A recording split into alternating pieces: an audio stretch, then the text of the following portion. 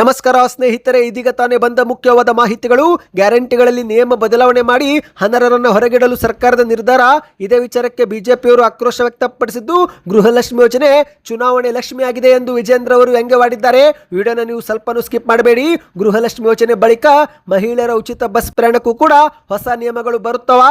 ಏನಿದು ಮಾಹಿತಿ ನೋಡೋಣ. ಮುಖ್ಯಮಂತ್ರಿ ಡಿ.ಕೆ. ಶಿವಕುಮಾರ್ ಅವರು ಖಡಕ್ ಸೂಚನೆ ಕೊಟ್ಟಿದ್ದಾರೆ. ಗ್ಯಾರಂಟಿಗಳ ಬಗ್ಗೆ ಮುಖ್ಯವಾದ ಮಾಹಿತಿ. ಮತ್ತೊಂದೆಡೆಯಲ್ಲಿ ಮಾಜಿ ಮುಖ್ಯಮಂತ್ರಿ ಸಿದ್ದರಾಮಯ್ಯರು ಗೃಹಲಕ್ಷ್ಮಿ ಮತ್ತು ಗೃಹಜ್ಯೋತಿ ಯೋಜನೆ ಕುರಿತಂತೆ ಒಂದು ಗುಡ್ ನ್ಯೂಸ್ ಕೊಟ್ಟಿದ್ದಾರೆ. ನೀವು ಕೂಡ ಗೃಹಲಕ್ಷ್ಮಿ ಯೋಜನೆ ಫಲಾನುಭವಿಗಳಾಗಿದ್ರೆ ಈ ವಿಡಿಯೋ ಸ್ವಲ್ಪನೂ ಸ್ಕಿಪ್ ಮಾಡಬೇಡಿ. ಯಾಕಂದ್ರೆ ಗೃಹಜ್ಯೋತಿ ಮತ್ತು ಗೃಹಲಕ್ಷ್ಮಿಗೆ ಹೊಸ ರೂಲ್ಸ್ ಜಾರಿಗೆ ಆಗುತ್ತಿವೆ. ಇನ್ನು ರಾಜ್ಯದ ರೈತರಿಗೆ ಮತ್ತೊಂದು ಸಿಹಿ ಸುದ್ದಿ. PM ಕಿಸಾನ್ ಸಮ್ಮಾನ್ ನಿಧಿ ಯೋಜನೆ ಕಂತು ಶೀಘ್ರವೇ ಜಮೆ ಆಗಲಿದೆ. ಯಾವಾಗ ಜಮೆ ಆಗುತ್ತೆ ಎಂಬ ದಿನಾಂಕ ಬಂದಿದೆ ಸ್ನೇಹಿತರೆ. ಹಾಗಾಗಿ ವಿಡಿಯೋ ಸ್ವಲ್ಪನೂ ಸ್ಕಿಪ್ ಮಾಡಬೇಡಿ. ವಿಡಿಯೋ ಶುರು ಮಾಡೋಕ್ಕಿಂತ ಮೊದಲು ನೀವು ನಮ್ಮ ಚಾನಲ್ಗೆ ಮೊದಲು ಬಾರಿ ಭೇಟಿ ಕೊಡ್ತಿದ್ರೆ ದಯವಿಟ್ಟು ಸುದ್ದಿ 9 ಯೂಟ್ಯೂಬ್ ಚಾನಲ್ಗೆ ಸಬ್ಸ್ಕ್ರೈಬ್ ಆಗಿ ಪಕ್ಕದಲ್ಲಿ ಕಾಣಿಸೋ ಗಂಟೆ ಕೂಡ ಒತ್ತಿ. ಇದರಿಂದ ರಾಜ್ಯದ ಮುಖ್ಯವಾದ ಸುದ್ದಿಗಳು ನಿಮಗೆ ಸಿಗುತ್ತವೆ. ವಿಡಿಯೋಗೆ ಲೈಕ್ ಮಾಡಿ ಹಾಗೂ ವಿಡಿಯೋ ಪೂರ್ತಿಯಾಗಿ ನೋಡಿ. ಬನ್ನಿ ಸ್ನೇಹಿತರೆ, ಎಲ್ಲ ಸುದ್ದಿಗಳನ್ನು ಡೀಟೇಲ್ ಆಗಿ ನೋಡೋಣ. ನಿಮಗೆಲ್ಲರಿಗೂ ಗೊತ್ತಿರುವಂತೆ ಇಂದು ರಾಜ್ಯದಲ್ಲಿ ಎಲ್ಲಿ ನೋಡಿದ್ರು ಗ್ಯಾರಂಟಿಗಳದ್ದೇ ಚರ್ಚೆ ಆಗಿದೆ. ಹೌದು, ಯಾಕಂದ್ರೆ ಗೃಹಲಕ್ಷ್ಮಿ ಮತ್ತು ಗೃಹಜ್ಯೋತಿ ಯೋಜನೆಯಲ್ಲಿ ದೊಡ್ಡ ಬದಲಾವಣೆ ತರಲು ಸರ್ಕಾರ ಮುಂದಾಗಿದೆ. ಯಾಕಂದ್ರೆ ಗೃಹಲಕ್ಷ್ಮಿ ಯೋಜನೆ ಹಣ ಮೃತಪಟ್ಟವರ ಮತ್ತು ಅನುಮಾನಾಸ್ಪದ ಬ್ಯಾಂಕ್ ಖಾತೆಗೆ ಜಮೆ ಆಗುತ್ತಿದ್ದು, ಹಾಗಾಗಿ ಸರ್ಕಾರ ಅರ್ಹ ಮಹಿಳೆಯರಿಗೆ ಜೀವಂತ ಫಲಾನುಭವಿಗಳಿಗೆ ಮಾತ್ರ ಜಮಾ ಮಾಡುವ ನಿಟ್ಟಿನಲ್ಲಿ ಬೆರಳಚ್ಚು ಕೇಳ್ತಾ ಇದೆ. ಅಂದ್ರೆ ಸ್ನೇಹಿತರೆ, ಶೀಘ್ರವೇ ನೀವು ಬಯೋಮೆಟ್ರಿಕ್ ಅನ್ನ ಸ್ಕ್ಯಾನ್ ಮಾಡುವ ಮೂಲಕ ನಿಮ್ಮ ಅರ್ಜಿಯನ್ನ ಮರುನೋಂದಣಿ ಮಾಡಿಕೊಳ್ಳಬೇಕು. ಆದರೆ ಮತ್ತೊಂದೆಡೆಯಲ್ಲಿ ಗ್ಯಾರಂಟಿ ಯೋಜನೆಗಳ ಬಗ್ಗೆ B.Y. ವಿಜೇಂದ್ರ ಅವರಿಗೆ ಆಕ್ರೋಶ ವ್ಯಕ್ತಪಡಿಸಿದ್ದಾರೆ.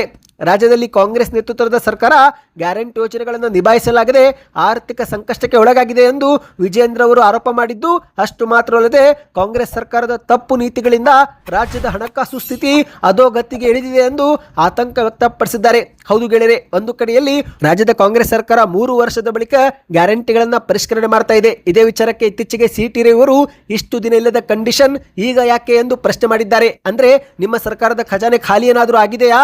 ಅದಕ್ಕಾಗಿನೇ ಫಲಾನುಭವಿಗಳನ್ನು ಹೊರಗಿಡಲು ಹೊಸ ನಿಯಮ ಜಾರಿಗೆ ತರ್ತಿದ್ದೀರಾ ಎಂದು ಸಿ.ಟಿ. ರವಿ ಅವರು ಪ್ರಶ್ನೆ ಮಾಡಿದ್ರು. ಈಗ ಅದೇ ಬೆನ್ನಲ್ಲೇ B.Y. ವಿಜೇಂದ್ರ ಅವರು ಕೂಡ ಕಿಡಿಕಾರಿದ್ದಾರೆ. ಗೃಹಲಕ್ಷ್ಮಿ ಯೋಜನೆಗಳಲ್ಲಾಗಿರುವ ಲೋಪಗಳನ್ನು ಉಲ್ಲೇಖಿಸಿ ಮಾತನಾಡಿದಂಥ ವಿಜೇಂದ್ರ ಅವರು, ಮಹಿಳೆಯರ ಸಬಲೀಕರಣ ಹೆಸರಲ್ಲಿ ಆರಂಭವಾದಂಥ ಗೃಹಲಕ್ಷ್ಮಿ ಯೋಜನೆ ಹಣವನ್ನು ಕಳೆದ 4-5 ತಿಂಗಳಿನಿಂದ ಫಲಾನುಭವಿಗಳಿಗೆ ಜಮೆ ಮಾಡದೆ ತಡೆ ಹಿಡಿಯಲಾಗಿದೆ. ಆದರೆ ಉಪಚುನಾವಣೆ ಅಥವಾ ಇತರೆ ಸ್ಥಳೀಯ ಸಂಸ್ಥೆ ಚುನಾವಣೆ ಹತ್ತಿರ ಬಂದಾಗ ದಿಢೀರನೆ ಎಲ್ಲ ಹಣವನ್ನ ಬಿಡುಗಡೆ ಮಾಡ್ತಾರೆ. ಇದು ಬಡ ಮಹಿಳೆಯರ ಕಲ್ಯಾಣಕ್ಕಾಗಿ ಮಾಡುತ್ತಿರುವ ಯೋಜನೆಯಲ್ಲ, ಬದಲಿಗೆ ಮತ ಸೆಳೆಯಲು ಬಳಸಿಕೊಳ್ಳಲಾಗುತ್ತಿರುವ ಚುನಾವಣಾ ಲಕ್ಷ್ಮಿ ಯೋಜನೆ ಎಂದು B.Y. ವಿಜೇಂದ್ರ ಅವರು ಟೀಕೆ ಮಾಡಿದ್ದಾರೆ. ಮತ್ತು ಮುಂದುವರೆದು ಮಾತನಾಡಿ, ಕಾಂಗ್ರೆಸ್ ಸರ್ಕಾರದ ಗ್ಯಾರಂಟಿ ಯೋಜನೆಗಳಿಂದ ಖಜಾನೆ ಖಾಲಿಯಾಗುತ್ತಿದ್ದು, ಇದನ್ನು ಮುಚ್ಚಿಡಲು ಸರ್ಕಾರ ಈಗ ಫಲಾನುಭವಿಗಳ ಪಟ್ಟಿಗೆ ಕತ್ತರಿ ಹಾಕಲು ಹೊರಟಿದೆ ಎಂದು ವಿಜೇಂದ್ರ ಅವರು ಹೇಳಿದ್ದಾರೆ. ತಾಂತ್ರಿಕ ಕಾರಣ ಮತ್ತು ನಿಯಮ ಬದಲಾವಣೆ ಹೆಸರಲ್ಲಿ ಲಕ್ಷಾಂತರ ಬಡವರ ಹೆಸರನ್ನ BPL ಕಾರ್ಡ್ ಮತ್ತು ಗ್ಯಾರಂಟಿ ಪಟ್ಟಿಯಿಂದ ಕೈಬಿಡಲಾಗ್ತಾ ಇದೆ. ಗ್ಯಾರಂಟಿಗಳಿಗೆ ಹಣ ಹೊಂದಿಸಲು ಸಾಧ್ಯವಾಗದೆ ಇದೀಗ ಫಲಾನುಭವಿಗಳನ್ನೇ ಪಟ್ಟಿಯಿಂದ ಹೊರಗಿಡುತ್ತಿದ್ದಾರೆ. ಮತ್ತೊಂದೆಡೆಯಲ್ಲಿ ರಾಜ್ಯದಲ್ಲಿ ರಸ್ತೆ, ನೀರಾವರಿ, ಆಸ್ಪತ್ರೆ ಸೇರಿದಂತೆ ಶಾಲೆಗಳ ಅಭಿವೃದ್ಧಿಗೂ ಕೂಡ ನ್ಯಾಯಪೈಸೆ ಅನುದಾನ ಸಿಗುತ್ತಿಲ್ಲ. ಸ್ವತಃ ಕಾಂಗ್ರೆಸ್ನ ಶಾಸಕರೇ ತಮ್ಮ ಕ್ಷೇತ್ರಕ್ಕೆ ಅಭಿವೃದ್ಧಿಗೆ ಯೋಜನೆಗೆ ಹಣ ಸಿಗುತ್ತಿಲ್ಲ ಎಂದು ಮಾಧ್ಯಮಗಳ ಮುಂದೆ ದೂರಿದ್ದಾರೆ ಎಂದು ವಿಜೇಂದ್ರ ಅವರು ಹೇಳಿದ್ದಾರೆ. ಒಟ್ಟಿನಲ್ಲಿ ಸ್ನೇಹಿತರೆ, ಒಂದು ಕಡೆಯಲ್ಲಿ ಈಗ ಕಾಂಗ್ರೆಸ್ ಸರ್ಕಾರ ಗೃಹಲಕ್ಷ್ಮಿ ಮತ್ತು ಗೃಹಜ್ಯೋತಿ ಯೋಜನೆಯ ಪಟ್ಟಿಯನ್ನು ಪರಿಷ್ಕರಿಸಲು ಮುಂದಾಗಿದೆ. ಸ್ವತಃ ಮುಖ್ಯಮಂತ್ರಿ ಡಿ.ಕೆ. ಶಿವಕುಮಾರ್ ಅವರೇ ಈ ಬಗ್ಗೆ ಸ್ಪಷ್ಟನೆ ಕೊಟ್ಟಿದ್ದಾರೆ. ಗ್ಯಾರಂಟಿಗಳನ್ನು ನಿಲ್ಲಿಸುತ್ತಿಲ್ಲ, ಬದಲಿಗೆ ಮತ್ತೊಮ್ಮೆ ಮಾಹಿತಿ ಕೇಳುತ್ತಿದ್ದೇವೆ, ಅರ್ಜಿಯನ್ನು ಮತ್ತೊಮ್ಮೆ ಸಲ್ಲಿಕೆ ಮಾಡಬೇಕಾಗುತ್ತೆ ಎಂದು ಸ್ವತಃ ಮುಖ್ಯಮಂತ್ರಿ ಡಿ.ಕೆ. ಶಿವಕುಮಾರ್ ಅವರೇ ಹೇಳಿಕೆ ಕೊಟ್ಟಿದ್ದಾರೆ. ಹೌದು, ಮುಖ್ಯಮಂತ್ರಿ ಡಿ.ಕೆ. ಶಿವಕುಮಾರ್ ಅವರು ಇತ್ತೀಚಿನ ಸಭೆ ಬಳಿಕ ಮಾಧ್ಯಮಗಳ ಮುಂದೆ ಮಾತನಾಡಿದ್ದು, ಗೃಹಲಕ್ಷ್ಮಿ ಯೋಜನೆ ಹಣವು ಮೃತಪಟ್ಟವರ ಮತ್ತು ಅನುಮಾನಾಸ್ಪದ ಬ್ಯಾಂಕ್ ಖಾತೆಗೆ ಜಮೆ ಆಗ್ತಾ ಇದೆ. ಸುಮಾರು ಹಣ ಬಿಡುಗಡೆ ಮಾಡಿದಾಗೊಮ್ಮೆ 100 ಕೋಟಿಗೂ ಅಧಿಕ ಹಣ ದುರ್ಬಳಕೆ ಆಗ್ತಾ ಇದೆ. ಹಾಗಾಗಿ ಇದನ್ನು ತಡೆಗಟ್ಟಲು ಮತ್ತೊಮ್ಮೆ ಅರ್ಜಿಯನ್ನು ಕೇಳುತ್ತಿದ್ದೇವೆ ಎಂದು ಸ್ಪಷ್ಟನೆ ಕೊಟ್ಟಿದ್ದಾರೆ. ಬನ್ನಿ ಸ್ನೇಹಿತರೆ, ಈಗ ಮತ್ತೊಂದು ಮಾಹಿತಿಗೆ ಹೋಗೋಣ. ಇದೀಗ ಗೃಹಲಕ್ಷ್ಮಿ ಯೋಜನೆ ಬಳಿಕ ಮಹಿಳೆಯರ ಉಚಿತ ಬಸ್ ಪ್ರಯಾಣ ಆಗಿರುವ ಶಕ್ತಿ ಯೋಜನೆಗೂ ಏನಾದರೂ ಹೊಸ ನಿಯಮ ಜಾರಿಗೆ ಬರುತ್ತವಾ ಎನ್ನುವ ಪ್ರಶ್ನೆ ಬಂದಿದೆ. ಹೌದು, ಯಾಕಂದ್ರೆ ಸ್ನೇಹಿತರೆ, ಒಂದೊಂದಾಗಿ ಗ್ಯಾರಂಟಿಗಳನ್ನ ಪರಿಷ್ಕರಣೆ ಮಾಡ್ತಿದ್ದಾರೆ. ಈಗಾಗಲೇ ನಿಮಗೆ ಗೊತ್ತಿರುವಂತೆ ಉಚಿತವಾಗಿ ಬಸ್ ಪ್ರಯಾಣದ ಅವಕಾಶ ಕಲ್ಪಿಸಿಕೊಡಲಾಗಿದೆ. ಇದರಿಂದ ರಾಜ್ಯಾದ್ಯಂತ ಮಹಿಳೆಯರು ಫ್ರೀಯಾಗಿ ಬಸ್ನಲ್ಲಿ ಓಡಾಡುವಂತಾಗಿದೆ. ಆದರೆ ಇದೇ ಒಂದು ಯೋಜನೆ ಅನ್ಯ ರಾಜ್ಯದ ಅಂದ್ರೆ ಬೇರೆ ರಾಜ್ಯದ ಮಹಿಳೆಯರು ಕೂಡ ಉಪಯೋಗ ಪಡೆದುಕೊಳ್ಳುತ್ತಿದ್ದು, ಇದರಿಂದ ಸರ್ಕಾರಕ್ಕೆ ಹೆಚ್ಚುವರಿ ಹೊರೆಯಾಗಿದೆ. ಹಾಗಾಗಿನೇ ಕರ್ನಾಟಕದ ಮಹಿಳೆಯರನ್ನ ಗುರುತಿಸಿ ಸ್ಮಾರ್ಟ್ ಕಾರ್ಡ್ ಕೊಡಲು ಈಗ ಸರ್ಕಾರ ಮುಂದಾಗಿದೆ. ಹೌದು, ಮಾಧ್ಯಮಗಳ ಮುಂದೆ ಈ ಬಗ್ಗೆ ಮಾತನಾಡಿದಂತ ಡಿ.ಕೆ. ಶಿವಕುಮಾರ್ ಅವರು, ನೋಡ್ರಿ, ಗೃಹಲಕ್ಷ್ಮಿ ಸೇರಿದಂತೆ ಯಾವುದೇ ಗ್ಯಾರಂಟಿಗಳು ನಿಲ್ಲುತ್ತಿಲ್ಲ, ಅರ್ಹ ಫಲಾನುಭವಿಗಳಿಗೆ ಯೋಜನೆ ತಲುಪಿಸಬೇಕು ಎನ್ನುವ ಕಾರಣಕ್ಕೆ ಮತ್ತೊಮ್ಮೆ ಪರಿಷ್ಕರಣೆ ಮಾಡುತ್ತಿದ್ದೇವೆ ಎಂದು ಡಿ.ಕೆ. ಶಿವಕುಮಾರ್ ಅವರು ಖಡಕ್ ಆಗಿ ಹೇಳಿದ್ದಾರೆ. ಹೌದು, ಬೆಂಗಳೂರಲ್ಲಿ ಮಾತಾಡಿದಂತೆ ಇವರು ಕೆಲ ಗ್ಯಾರಂಟಿ ಯೋಜನೆಗಳ ಲಾಭವನ್ನು ಅನರ್ಹರು ಕೂಡ ಪಡೆದುಕೊಳ್ಳುತ್ತಿದ್ದಾರೆ. ಈ ಬಗ್ಗೆ ನಮ್ಮ ಬಳಿ ದಾಖಲೆಗಳು ಇದ್ದು ಹಾಗಾಗಿ ಗ್ಯಾರಂಟಿಯ ಪರಿಷ್ಕರಣೆ ಅಗತ್ಯವಾಗಿದೆ. ಇಂದು ನಾವು ಕೊಡುತ್ತಿರುವ ಗ್ಯಾರಂಟಿ ಯೋಜನೆಗಳು ಕರ್ನಾಟಕದವರಿಗೆ ಮಾತ್ರ, ಹಾಗಾಗಿ ಹೊರಗಡೆಯವರು ಕೂಡ ಗ್ಯಾರಂಟಿ ಲಾಭ ಪಡೆದುಕೊಳ್ಳುತ್ತಿದ್ದಾರೆ. ಅವರಿಗೆ ಹೊರಹಾಕಲೆಂದೇ ಈ ಒಂದು ಮಾಹಿತಿ ಕೇಳುತ್ತಿದ್ದೇವೆ ಎಂದಿದ್ದಾರೆ. ಬಸ್ನಲ್ಲಿ ಸದ್ಯಕ್ಕೆ ನಮ್ಮ ರಾಜ್ಯದವರಿಗೆ ಮಾತ್ರ ಉಚಿತ ಬಸ್ ಪ್ರಯಾಣವಿದೆ. ಕರ್ನಾಟಕ ರಾಜ್ಯದಲ್ಲಿ ಯಾರಿಗೆ ಓಟು ಇದೆಯೋ ಅವರು ಮಾತ್ರ ಫ್ರೀ ಆಗಿ ಓಡಾಡಬೇಕು, ಓಟು ಇಲ್ಲದವರಿಗೆ ನಾವು ಯಾಕೆ ಕೊಡಬೇಕು ಎಂದು ಡಿ.ಕೆ. ಶಿವಕುಮಾರ್ ಅವರು ನೇರವಾಗಿಯೇ ಪ್ರಶ್ನೆ ಮಾಡಿದ್ದಾರೆ. ಇಲ್ಲಿ ಯಾರು ಇದ್ದಾರೆ ಅವರಿಗೆ ಮಾತ್ರ ನಾವು ಅನುಕೂಲ ಮಾಡಿಕೊಡುತ್ತೇವೆ. ಹೀಗಾಗಿ ಕ್ಯಾಬಿನೆಟ್ನಲ್ಲಿ ಉಚಿತ ಬಸ್ ಪ್ರಯಾಣಕ್ಕೆ ಒಂದು ಐಡೆಂಟಿಟಿ ಕಾರ್ಡ್ ಕೊಡಬೇಕು ಅಂತ ನಾವು ತೀರ್ಮಾನಿಸಿದ್ದೇವೆ ಎಂದು ಡಿ.ಕೆ. ಶಿವಕುಮಾರ್ ಅವರು ತಿಳಿಸಿದ್ದಾರೆ. ಒಟ್ಟಿನಲ್ಲಿ ಸ್ನೇಹಿತರೆ, ಕರ್ನಾಟಕದ ಮಹಿಳೆಯರು ಮತ್ತು ಕರ್ನಾಟಕದ ಜನತೆಗೆ ಮಾತ್ರ ಪಂಚ ಗ್ಯಾರಂಟಿ ಯೋಜನೆಗಳನ್ನು ಕೊಡುತ್ತಿದ್ದೇವೆ. ಬೇರೆ ರಾಜ್ಯದವರು ಈ ಗ್ಯಾರಂಟಿ ಯೋಜನೆಗಳು ಪಡೆದುಕೊಳ್ಳುವಂತಿಲ್ಲ ಎಂದು ಡಿ.ಕೆ. ಶಿವಕುಮಾರ್ ಅವರು ಪರೋಕ್ಷವಾಗಿ ತಿಳಿಸಿದ್ದಾರೆ. ಬನ್ನಿ ಈಗ ಮತ್ತೊಂದು ಮಾಹಿತಿಗೆ ಹೋಗೋಣ ಸ್ನೇಹಿತರೆ. ರಾಜ್ಯದ ಮಾಜಿ ಮುಖ್ಯಮಂತ್ರಿ ಸಿದ್ದರಾಮಯ್ಯರು ಈ ಒಂದು ಗ್ಯಾರಂಟಿಗಳ ಗೊಂದಲಕ್ಕೆ ಬ್ರೇಕ್ ಹಾಕಿದ್ದಾರೆ. ಹೌದು, ಈಗಾಗಲೇ ಎಲ್ಲಿ ನೋಡಿದರೂ ಗ್ಯಾರಂಟಿಗಳದ್ದೇ ಚರ್ಚೆಯಾಗಿದೆ. ಪಂಚ ಗ್ಯಾರಂಟಿ ಯೋಜನೆಗಳು ಸರ್ಕಾರಕ್ಕೆ ಹೊರೆಯಾಗಿದ್ದು ಇದೀಗ ಯೋಜನೆಗಳಿಗೆ ಬ್ರೇಕ್ ಹಾಕಲು ಹೊಸ ನಿಯಮ ಜಾರಿಗೆ ತರುತ್ತಿದೆ ಎಂದು ವಿಪಕ್ಷಗಳು ಆರೋಪ ಮಾಡುತ್ತಿದ್ದು, ಇದೇ ವಿಚಾರಕ್ಕೆ ಸಾಮಾಜಿಕ ಜಾಲತಾಣದಲ್ಲಿ ಟ್ವಿಟರ್ನಲ್ಲಿ ಮಾಜಿ ಮುಖ್ಯಮಂತ್ರಿ ಸಿದ್ದರಾಮಯ್ಯರು ಒಂದು ಪೋಸ್ಟ್ ಅನ್ನ ಬಿಡುಗಡೆ ಮಾಡಿದ್ದಾರೆ. ಜೊತೆಗೆ ಗ್ಯಾರಂಟಿ ಯೋಜನೆಗಳ ಕುರಿತಂತೆ ಸ್ಪಷ್ಟನೆ ಕೊಟ್ಟಿದ್ದಾರೆ. ಈಗ ನೀವು ಸ್ಕ್ರೀನ್ ಮೇಲೆ ಆ ಒಂದು ಪೋಸ್ಟ್ ನೋಡ್ತಿರಬಹುದು. ಇದು ಮಾಜಿ ಮುಖ್ಯಮಂತ್ರಿ ಸಿದ್ದರಾಮಯ್ಯರೇ ಮಾಡಿದ ಪೋಸ್ಟ್ ಆಗಿದೆ. ಪಂಚ ಗ್ಯಾರಂಟಿ ಯೋಜನೆಗಳನ್ನು ಯಾವುದೇ ಕಾರಣಕ್ಕೆ ನಿಲ್ಲಿಸುವುದಿಲ್ಲ. ಮುಂದಿನ 2 ವರ್ಷಗಳ ಕಾಲ ಮಾತ್ರವಲ್ಲ, ಮುಂದಿನ ಚುನಾವಣೆಯಲ್ಲಿ ಮತ್ತೆ ನಾವು ಅಧಿಕಾರಕ್ಕೆ ಬರಲಿದ್ದೇವೆ. ಅದರ ನಂತರವೂ ಕೂಡ ಇವು ಮುಂದುವರೆಯಲಿವೆ. ಯೋಜನೆಗಳ ಅನುಷ್ಠಾನದಲ್ಲಿ ಕಂಡು ಬರುವ ದೋಷಗಳನ್ನು ಸರಿಪಡಿಸುವ ಕೆಲಸ ಪ್ರಾರಂಭದಿಂದಲೇ ನಡೆಯುತ್ತಾ ಬಂದಿದೆ, ಈಗಲೂ ಕೂಡ ಮುಂದುವರೆದಿದೆ. ಈ ಯೋಜನೆಗಳ ಫಲಾನುಭವಿಗಳು ವಿರೋಧ ಪಕ್ಷಗಳ ಅಪಪ್ರಚಾರಕ್ಕೆ ಕಿವಿಗೊಟ್ಟು ಆತಂಕಕ್ಕೆ ಈಡಾಗಬೇಕಾಗಿಲ್ಲ. ಬಿಜೆಪಿ ಮೂಲತಃ ಬಡವರ ವಿರೋಧಿ ಪಕ್ಷ. ಅದು ಗ್ಯಾರಂಟಿ ಯೋಜನೆಗಳನ್ನು ಮೊದಲ ದಿನದಿಂದಲೇ ವಿರೋಧಿಸುತ್ತಾ ಬಂದಿದೆ. ಮೊದಲು ಗ್ಯಾರಂಟಿ ಯೋಜನೆಗಳ ಜಾರಿಯೇ ಅಸಾಧ್ಯ ಎಂದ್ರು, ನಂತರ ದಿನಗಳಲ್ಲಿ ಹಣಕಾಸಿನ ಕೊರತೆಯಿಂದ ಸರ್ಕಾರ ದಿವಾಳಿಯಾಗಲಿದೆ ಎಂದ್ರು. ಈಗ ಗ್ಯಾರಂಟಿ ಯೋಜನೆಗಳನ್ನ ನಿಲ್ಲಿಸಲಾಗುವುದು ಎನ್ನುವ ಪುಕಾರ ಹಬ್ಬಿಸುತ್ತಿದ್ದಾರೆ. ಇದು ಅವರ ರಾಜಕೀಯ ಹತಾಶೆಯ ಪ್ರತೀಕ.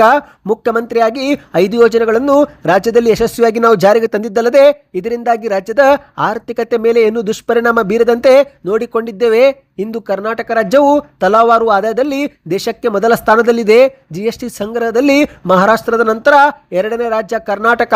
ಖಜಾನೆ ಖಾಲಿಯಾಗಿದ್ರೆ, ಸರ್ಕಾರ ದಿವಾಳಿ ಸ್ಥಿತಿಯಲ್ಲಿದ್ರೆ ಈ ಸಾಧನೆ ಸಾಧ್ಯವೇ ಎಂದು ಮಾಜಿ ಮುಖ್ಯಮಂತ್ರಿ ಸಿದ್ದರಾಮಯ್ಯರು ಪ್ರಶ್ನೆ ಮಾಡಿದ್ದಾರೆ. ನಮ್ಮ ಗ್ಯಾರಂಟಿ ಯೋಜನೆಗಳನ್ನು ವಿರೋಧಿಸುತ್ತಾ ಬಂದಿರುವ ಬಿಜೆಪಿ ಅದೇ ಯೋಜನೆಗಳನ್ನು ಮಧ್ಯಪ್ರದೇಶ, ಬಿಹಾರ, ಪಶ್ಚಿಮ ಬಂಗಾಳ ರಾಜ್ಯಗಳಲ್ಲಿ ನಕಲು ಹೊಡೆದು ಅಧಿಕಾರಕ್ಕೆ ಬಂದಿದೆ.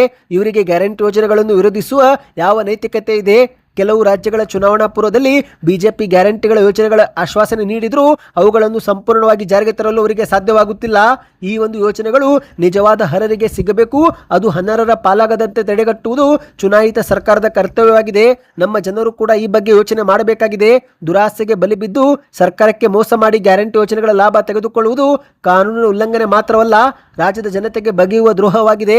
ಇಂತಹ ವಿಷಯದಲ್ಲಿ ವಿರೋಧ ಪಕ್ಷಗಳು ರಾಜಕೀಯ ಲಾಭಕ್ಕಾಗಿ ಅಪಪ್ರಚಾರ ಮಾಡಲು ಹೋಗದೆ ಅರ್ಹರಿಗೆ ಯೋಜನೆಗಳನ್ನು ತಲುಪಿಸಲು ಸರ್ಕಾರಕ್ಕೆ ನೆರವಾಗಬೇಕು ಎಂದು ಸಿದ್ದರಾಮಯ್ಯರು ಟ್ವೀಟ್ ಅನ್ನು ಮಾಡಿದ್ದಾರೆ. ಈ ಬಗ್ಗೆ ನಿಮ್ಮ ಅನಿಸಿಕೆಯನ್ನು ಕಮೆಂಟ್ ಮಾಡಿ. ಅಂದಹಾಗೆ ಸ್ನೇಹಿತರೆ, ಶೀಘ್ರವೇ ಫಲಾನುಭವಿಗಳು ಮತ್ತೊಮ್ಮೆ ಅರ್ಜಿ ಸಲ್ಲಿಕೆ ಮಾಡಬೇಕಾಗುತ್ತೆ. ಹೌದು, ಗೃಹಲಕ್ಷ್ಮಿ ಮತ್ತು ಗೃಹಜ್ಯೋತಿ ಯೋಜನೆ ಲಾಭ ಪಡೆದುಕೊಳ್ಳಲು ಫಲಾನುಭವಿಗಳು ಹತ್ತಿರದ ಬೆಂಗಳೂರು 1, ಗ್ರಾಮ 1 ಅಥವಾ ಇತರೆ ಕಂಪ್ಯೂಟರ್ ಸೇವಾ ಕೇಂದ್ರಕ್ಕೆ ಭೇಟಿ ಕೊಟ್ಟು ಅರ್ಜಿಯನ್ನು ಸಲ್ಲಿಕೆ ಮಾಡಬೇಕಾಗುತ್ತೆ. ಅಧಿಕೃತವಾದ ದಿನಾಂಕ ಇನ್ನೂ ಜಾರಿಗೆ ಆಗಿಲ್ಲ ಸ್ನೇಹಿತರೆ. ಆದರೆ ಅರ್ಜಿ ಕರೆದ ಕೂಡಲೇ ನಾವು ವಿಡಿಯೋ ಮಾಡಿಕೊಂಡು ಬರುತ್ತೇವೆ. ಆ ಸಮಯದಲ್ಲಿ ನೀವು ಅರ್ಜಿಯನ್ನು ಹಾಕಬೇಕಾಗುತ್ತೆ. ಎಷ್ಟು ಬೇಗ ಅರ್ಜಿ ಹಾಕುತ್ತೀರೋ ಅಷ್ಟು ಬೇಗ ನಿಮ್ಮ ಬ್ಯಾಂಕ್ ಖಾತೆಗೆ ಹಣ ಜಮೆ ಆಗುತ್ತೆ. ಈ ಬಗ್ಗೆ ಮುಂದಿನ ದಿನಗಳಲ್ಲಿ ಮಾಹಿತಿ ಕೊಡುತ್ತೇವೆ ಸ್ನೇಹಿತರೆ. ಬನ್ನಿ ಈಗ ಕೊನೆಯ ಮಾಹಿತಿಗೆ ಹೋಗೋಣ.